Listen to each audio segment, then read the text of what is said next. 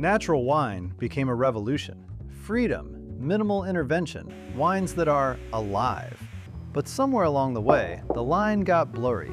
Because not every unusual aroma is character, and not every flaw is personality. Today we're talking about the difference between wine flaws and wine character. What do you mean by flaws? There are no flaws in natural wine, only personality.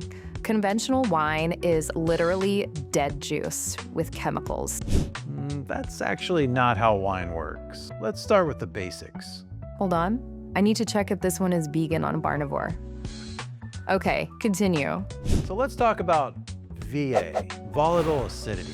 In small amount, it can actually lift or bring some brightness, but too much VA, and that's not character, that's a problem.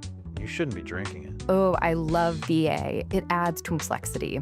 My natural wine guy says that's how you know the wine is authentic. If it doesn't smell a little like vinegar, the winemaker probably added chemicals to suppress the wine's true essence. Well, let me tell you, your natural wine guy is wrong. VA is acetic acid, it's literally vinegar, and too much means the winemaker lost control.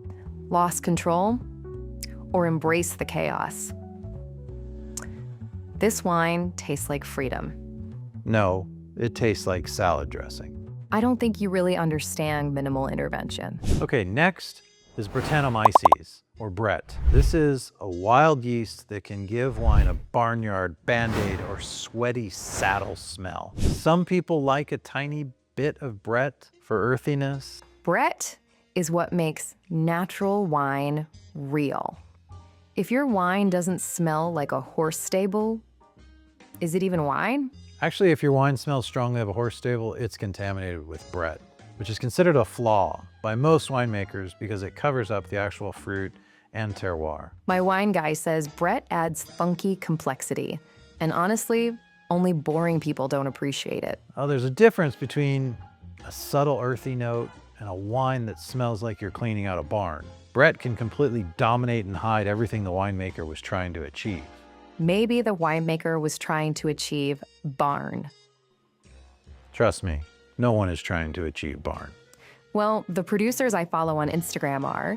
They make like 200 bottles a year in Georgia. I've been to Georgia, have you? It doesn't matter. They're using Crevry. Okay, great. All right, here's one of the worst wine faults, especially common in natural wine. It's called Mousiness. It's caused by Brett and lactic acid bacteria and makes the wine smell and taste like, well, mouse urine, kind of wet rodent fur after the rain. Mousiness. Oh my God, yes. If a wine smells like a dead mouse after a rain, that's when you know it's real natural wine. I'm sorry, if you think wine should smell like dead rodents. No, not should. It just happens when the wine is alive and unmanipulated. My favorite natural wine bar has a whole section labeled Funky Mousetrap Vibes. So mousiness is really disgusting, and it's one of the most serious wine faults. It ruins wine completely. As the wine aerates or warms up, it's really bad. Okay, yeah, there's like a wet fur thing happening in the finish, but that just needs to honest. Conventional winemakers add SO2 to cover up the wine's true self.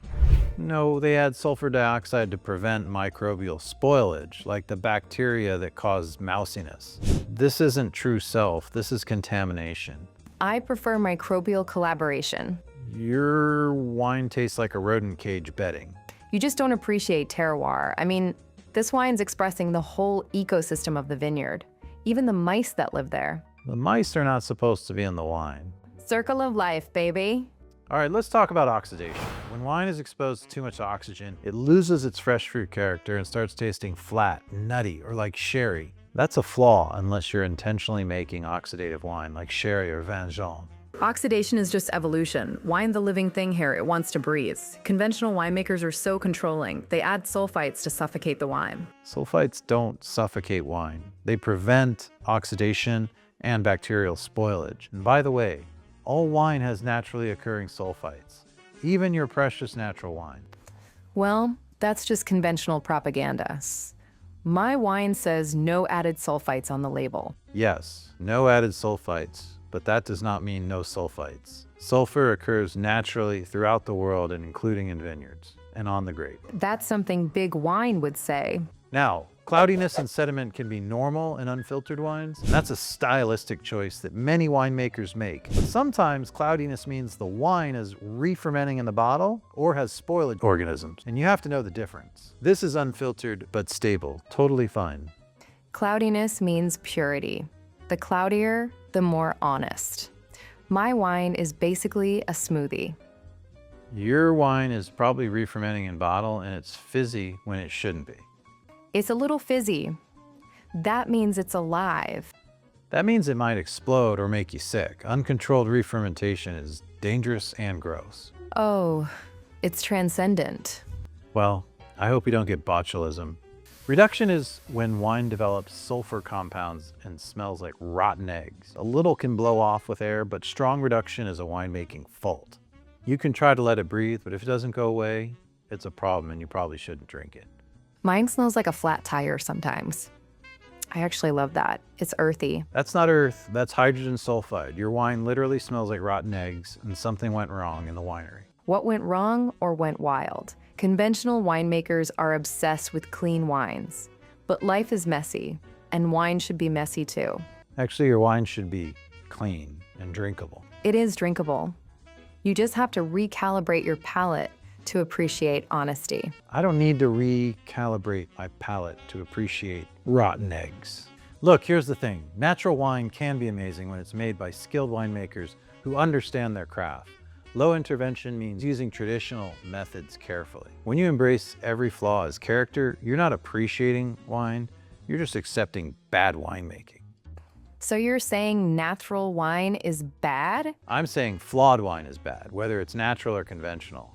Great natural winemakers work incredibly hard to avoid volatile acidity, Brett, oxidation, mousiness, reduction. They're not embracing chaos, they're mastering it. But my wine bar sommelier said, Your wine bar sommelier is selling you a story and you're buying it, literally, for $40 a bottle. it's 45, actually. But it's made by a female winemaker in Slovenia using ancestral methods. Well, does it taste good? It tastes like truth. That's not an answer. Here's what you need to know. Wine flaws are objective. Some people like a little bit of funkiness, and that's fine. Personal tastes may vary, but when someone tells you that a wine smelling like vinegar or dead mice or rotten eggs is better because it's natural, they are so far off the deep end into ideology, they've lost sight of what quality is.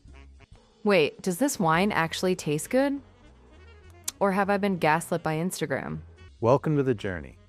But I already posted about it with like 50 hashtags. Well, you can delete it. Remember, natural wine isn't better or worse, it's just a different approach. But flaws are flaws no matter what story you're told. Trust your palate, but you need to learn the difference between character and wine flaws. And don't let anyone shame you for wanting wine that actually tastes good. Thanks for watching. Let me know in the comments what's the funkiest natural wine you've ever tasted. And did you like it or just pretend to?